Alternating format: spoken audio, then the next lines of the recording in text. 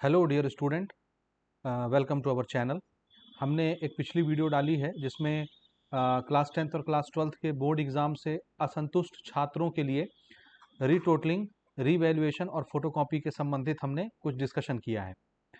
उसमें मैंने ऑफलाइन तरीका बताया था कि आप अपने नज़दीकी समन्वय केंद्र में जा कर के या अग्रसर संस्था में जा कर के आप अपने रीवैल्यूएशन के लिए या रीटोटलिंग के लिए या फोटोकॉपी के लिए एक फॉर्म भर करके आवेदन प्रस्तुत कर सकते हैं। अभी आज 8 मई 2025 है और कल 7 मई 2025 को आपका बोर्ड का रिज़ल्ट अनाउंस हुआ है। बहुत से बच्चों के रिज़ल्ट अच्छे नहीं आए हैं और बच्चे संतुष्ट नहीं हैं, क्योंकि बच्चों का कहना ये है, मानना ये है कि हम ज़्यादा नंबरों के लिए पेपर बना करके आए थे और हमारे नंबर वो नहीं आए हैं, उससे कम आए हैं। तो ऐसे बच्चे रीवैल्यूएशन के लिए या रीटोटलिंग के लिए आवेदन प्रस्तुत कर सकते हैं। बहुत से ऐसे भी बच्चे हैं जिन्होंने कमेंट करके ये बताया कि हमने उम्मीद कुछ और रखी थी और हमारा सप्ली आ गया या फेल हो गया, तो हम क्या करें। तो आप सभी प्रकार के जो बच्चे हैं वो यहाँ पर ऑनलाइन आवेदन भी प्रस्तुत कर सकते हैं। तो पिछली वीडियो में मैंने ऑफलाइन तरीका बताया था, रिवैल्यूएशन, रीटोटलिंग और फोटोकॉपी के लिए, जिसको आप पुनर्गणना, पुनर्मूल्यांकन और छाया प्रति कहते हैं। उसको आज मैं इस वीडियो में बताऊंगा कि आप ऑनलाइन घर बैठे भी अपने से आवेदन प्रस्तुत कर सकते हैं। किस तरह से करना है, चलिए उसकी बात करते हैं। उसके बाद बहुत से बच्चों का क्वेश्चन ये था कि सेकंड मेन एग्जाम के बारे में कुछ बताइए। देखिए प्यारे बच्चों, सेकंड मेन एग्जाम का समय अभी नहीं आया है। मैं थोड़ी देर के बाद आपको बताता हूँ कि आपको सेकंड मेन एग्जाम के लिए क्या करना है, कब तक आएगा, कब उसके लिए आप आवेदन दे सकते हैं, क्योंकि जो बच्चे फेल हैं जाहिर सी बात है सेकंड मेन एग्जाम को अप्रोच करना चाहेंगे। तो चलिए सबसे पहले हम स्क्रीन पर चलते हैं और ऑनलाइन प्रक्रिया समझते हैं, पुनर्गणना के लिए, पुनर्मूल्यांकन के लिए और छाया प्रति मंगाने के लिए, फोटोकॉपी मंगाने के लिए। ठीक है। एक चीज और अच्छे से समझ लीजिए कि पुनर्गणना, पुनर्मूल्यांकन और छाया प्रति के जो डिटेल हमने कवर किए थे वो पिछली वीडियो में है। जिस बच्चे को डाउट हो वो, यानी इसमें अगर कोई बात आपको समझ में नहीं आती हो तो आप पिछली वीडियो देख करके क्लियर कर लीजिए। यहाँ पर सिर्फ मैं ऑनलाइन प्रोसेस बताऊंगा कि आप किस तरह से एप्लीकेशन फॉर्म को भर सकते हैं। ठीक है, तो आइए स्क्रीन पर देखिए। यहाँ पर ये जो फॉर्म फॉर्म आपको नजर आ रहा है, ये ऑफलाइन फॉर्म है जिसका पूरा प्रक्रिया मैंने अभी आपको पिछली वीडियो में बता दिया है, तो आप उसको जरूर एक बार देख लीजिए। ठीक, तो ये भर के आप चाहें तो निर्धारित फीस के साथ आप अपने समन्वय केंद्र में या संस्था में अपने फॉर्म को जमा कर सकते हैं फीस के साथ, और आपका पूरा ऑनलाइन प्रक्रिया वो संस्था वाले ही कर देंगे। लेकिन अगर आप संस्था तक नहीं पहुंच पा रहे हैं, आप खुद से ऑनलाइन अप्लाई करना चाहते हैं, तो सबसे पहले आपको अपना रोल नंबर डाल के अपना रिजल्ट खोलना होगा, और रिजल्ट हर बच्चा ओपन करना जानता है। उसके बाद यहाँ देखिए रेड कलर से लिखा है click for RT RV PC, इसमें आपको क्लिक करना होगा। जैसे ही आप क्लिक करेंगे ऑनलाइन पोर्टल उपलब्ध हो जाएगा। ठीक है, तो यहाँ आपके देखिए रोल नंबर और आपका नाम, आपका परीक्षा का नाम, और आप रेगुलर हैं या सप्ली के लिए भर रहे हैं वो ऑटोमेटिकली आ जाएगा। संस्था का नाम जहां आपने पेपर लिखा है, एग्जाम सेंटर, और आप जिस स्कूल के हैं उस स्कूल का कोड और स्कूल का नाम एज इट इज आपके सामने ऑटोमेटिकली फिल होकर के ये आ जाएगा। ठीक, अब सिर्फ आपको ये करना है कि आपको किस विषय के लिए पुनर्गणना करवाना है, या पुनर्मूल्यांकन करवाना है, या छाया प्रति के लिए, फोटोकॉपी के लिए आपको अप्लाई करना है। ये सिर्फ यहाँ पे टिक करना होता है, समझ रहे हैं। तो चलिए मैं यहाँ पर कुछ कुछ आपको बता देता हूँ किस तरह से आप यहाँ पर भरेंगे। तो जैसे मान लेते हैं इनका नंबर देखिए फिजिक्स में कम है, 16 नंबर है। तो अगर फिजिक्स में हमको काउंटिंग करवानी है तो हम यहाँ पर चेक लगा देंगे। जैसे आप क्लिक करेंगे टिक हो जाएगा। मैं आपको टिक करके भी दिखाता हूँ, देखिएगा। ठीक है, टिक करके भी आपको हम दिखाते हैं यहाँ से। देखिए, जैसे मान लीजिए इंग्लिश में हमको सिर्फ काउंटिंग करवानी है, तो आप इसमें ऐसे टिक करेंगे। 100 रुपए पर पुनर्गणना के लिए लगता है। नीचे देखिए यहाँ पर अमाउंट जो है अपने आप ऑटोमेटिकली एडजस्ट होता जाएगा। उसके बाद मान लो फिजिक्स में ये तो हमने इंग्लिश में लगा दिया। मान लीजिए फिजिक्स के लिए मुझे करना है, तो ये मैंने फिजिक्स के लिए, रिटोटलिंग के लिए मैंने इसको चेक कर दिया। जैसे क्लिक करेंगे ये टिक हो गया, मतलब आपने अप्लाई कर लिया। मान लो केमिस्ट्री के लिए मैं दोबारा से कॉपी पुनर्मूल्यांकन करवाना चाहता हूँ, ये हमने टिक कर दिया। पुनर्मूल्यांकन के लिए इधर देखते जाना, इधर अमाउंट आपका बताते जाएगा। ठीक है, ठीक, और यहाँ पर टोटल अमाउंट बताता जाएगा। ठीक, इसी प्रकार से मान लीजिए मैथमेटिक्स के लिए भी हम यहाँ पर रिवैल्यूएशन करवाना चाहते हैं या फोटोकॉपी लेना चाहते हैं, तो जो आप करना चाहते हैं, जैसे फोटोकॉपी के लिए अप्लाई करना है, यहाँ क्लिक कर दिया तो टोटल अमाउंट जो है यहाँ पर आपको दिखाता जाएगा। समझ आई बात? टोटल अमाउंट आपको यहाँ पर दिखाता जाएगा, ये देखिए साइड में। ठीक हो गया जी। अब यहाँ नीचे आपको अपना सब कुछ डिटेल वगैरह भरना है और आगे सबमिट में क्लिक करना है। तो ये डिटेल हम भर लेते हैं और सबमिट पे क्लिक करते हैं। ठीक, तो इसके बाद की प्रक्रिया भी मैं आपको बताता हूँ। यानी आपको यहाँ पर क्या करना है, आपको यहाँ पर अपना मकान का नंबर डालना है, मोहल्ले का नाम या वार्ड का नाम डालना है, अपने गांव या शहर का नाम डालना है, अपने ब्लॉक का नाम डालना है, अपने डिस्ट्रिक्ट का नाम लिखना है, अपना पिन कोड लिखना है, अपना मोबाइल नंबर लिखना है। मोबाइल नंबर सही सही लिखना आपने, और उसके बाद ये सब कुछ भरने के बाद आप यहाँ सबमिट पर क्लिक करेंगे। तो मैं भर के सबमिट में क्लिक करके आपको अगले पेज के बारे में बताता हूँ, जो कि आपके पेमेंट का पेज होता है। आप डायरेक्ट ऑनलाइन पेमेंट कर सकते हैं, उसका रिसिप्ट आप प्राप्त कर सकते हैं। और अगर आप ऑफलाइन भरते हैं किसी अग्रसर संस्था से, तो फॉर्म को देने के बाद, पैसा को देने के बाद आप वहां से रिसिप्ट जरूर लीजिएगा। रिसिप्ट लेना मत भूलिएगा, नहीं तो फिर आपको बाद में दिक्कत हो जाएगी। आई बात समझ में? तो यहाँ पर देखिए, आप जैसे ही आप इसको भरेंगे, सबमिट करेंगे, उसके बाद एक बार वो आपसे कंफर्म करने के लिए मांगेगा, ऊपर एप्लीकेशन नंबर दिखाएगा, दोबारा आप कंफर्म करेंगे, आप डायरेक्ट यहाँ पर इस तरह के पेज में आ जाएंगे।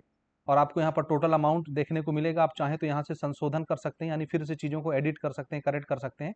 और नीचे देखिए यहाँ लिखा है भुगतान करें, जैसे आप इस पर क्लिक करेंगे आपसे पेमेंट के लिए ऑप्शन पूछने लग जाएगा, और आप डायरेक्ट यहाँ से किसी भी ऑप्शन का इस्तेमाल करके पेमेंट कर सकते हैं। बहुत सारे ऑप्शन है यहाँ पर, आप चाहें तो नेट बैंकिंग का यूज़ कर सकते हैं।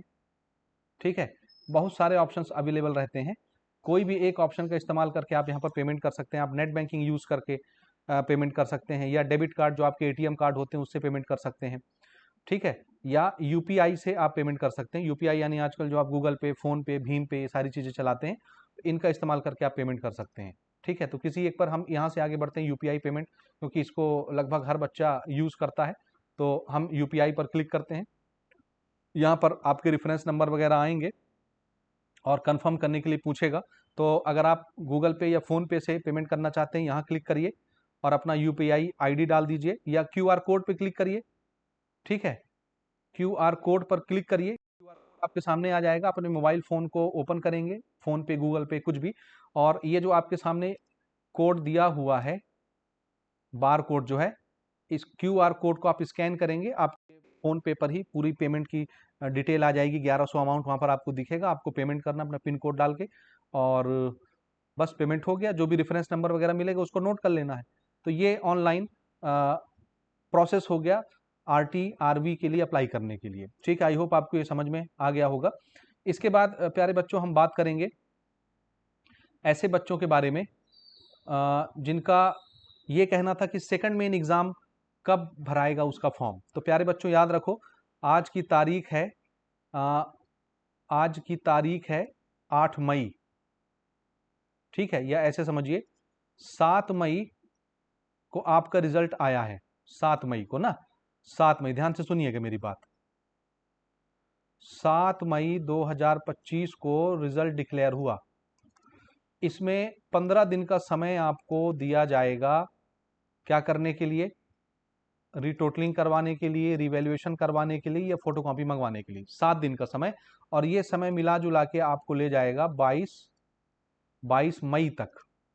ठीक है, 22 मई तक आप पहुंच जाएंगे। 22 मई 2025 तक आप पहुंच गए। ठीक है, यानी इसके अंदर अंदर 15 दिन में आपको अप्लाई करना है। इन 15 दिनों के अंदर ही आपको अप्लाई करना है। ऑनलाइन आपने समझ लिया कैसे अप्लाई करना है।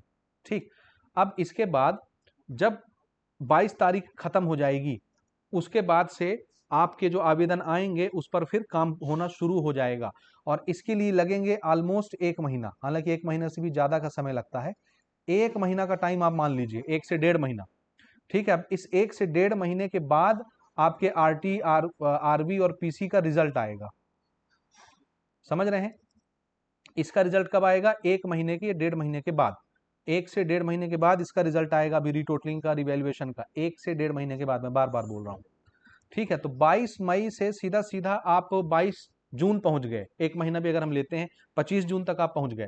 तो लगभग लगभग ये मान के चलिए कि 25 जून 2025 तक आपके रीटोटलिंग या रीचेकिंग के रिजल्ट आएंगे। 30 जून ही मान के चलेंगे इसको हम ना, पूरा पूरा 1 महीना ले लेते हैं।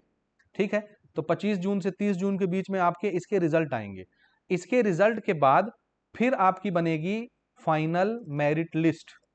फाइनल मेरिट लिस्ट, अभी जो टॉप 10 लिस्ट बनी हुई है ना, टॉप 10 लिस्ट, जिसमें काफी बच्चों के नाम है 10वीं 12वीं के जिनको इनाम मिलना है, ये जो लिस्ट है अभी जो आई है वो टेंटेटिव्स हैं। टेंटेटिव समझ रहे हैं आप? ये जो सामने आपको मैं लिस्ट दिखा रहा हूँ, ये देखिए, ये जो लिस्ट है, ये लिस्ट टेंटेटिव्स हैं। टेंटेटिव्स का मतलब है, टेंटेटिव्स का मतलब है ये अस्थाई लिस्ट है, अस्थाई। तो स्थाई लिस्ट बाद में आनी है। स्थाई लिस्ट बाद में कब आएंगी? हाँ जी, जब इसका रिजल्ट आएगा आरटी आरवीपीसी का, उसके बाद फिर से फाइनल मेरिट लिस्ट निकाली जाएगी।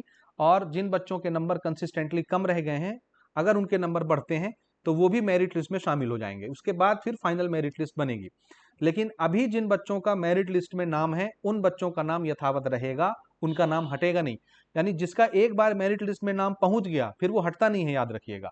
लेकिन जिन बच्चों के अभी कुछ नंबर कम होने की वजह से मेरिट लिस्ट में जगह नहीं बन पाई है, उन बच्चों का अगर मार्क सुधरता है, अगर रिजल्ट सुधरता है, नंबर बढ़ते हैं, तो उनके नाम भी मेरिट लिस्ट में शामिल कर लिए जाएंगे और फिर से मेरिट लिस्ट निकाली जाएगी। वो होगी हमारी ओरिजिनल फाइनल मेरिट लिस्ट या टॉप 10 लिस्ट। आगे बात समझिए।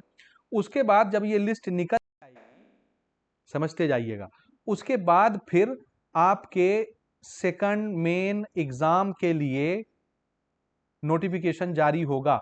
लेकिन आपको इसका इंतजार नहीं करना है। अभी मान लेते हैं इसके लिए भी आवेदन कभी भी आ सकता है, ये याद रखिएगा। इसका कोई फिक्स अभी डेट नहीं है। हो सकता है 22 मई के बाद ही सेकंड मेन एग्जाम के लिए फॉर्म भराने लग जाए, क्योंकि मेरिट लिस्ट का कोई लेना देना नहीं है सेकंड मेन एग्जाम के साथ। क्योंकि सेकंड मेन एग्जाम लिखने के बाद अगर आपके नंबर बढ़ते भी हैं तो भी आप मेरिट लिस्ट में नहीं जाएंगे। हाँ, ये याद रखिएगा। इसमें अगर आप सेकंड मेन एग्जाम अपीयर होते हैं, उसमें अपने एग्जाम को देते हैं, आपका नंबर बढ़ जाता है तो बेशक बढ़ता रहे, मेरिट लिस्ट में आपको शामिल नहीं किया जाएगा। तो मेरिट लिस्ट का सेकंड मेन एग्जाम के साथ कोई लेने देना नहीं है। तो जैसे ही 22 मई की तारीख खत्म होगी, यानी रीटोटल रीवैल्यूएशन फोटोकॉपी वाला डेट खत्म हो जाएगा, तो उसके तुरंत बाद भी सेकंड मेन एग्जाम के लिए नोटिफिकेशन जारी किया जा सकता है। उसका टाइम टेबल आएगा बकायदा, सेकंड मेन एग्जाम का टाइम टेबल आएगा। जैसे अभी आपके बोर्ड एग्जाम के लिए टाइम टेबल आया है, और ये जो एग्जाम है प्यारे बच्चों, ये आपके जून के लास्ट में या जुलाई के स्टार्टिंग में होना है।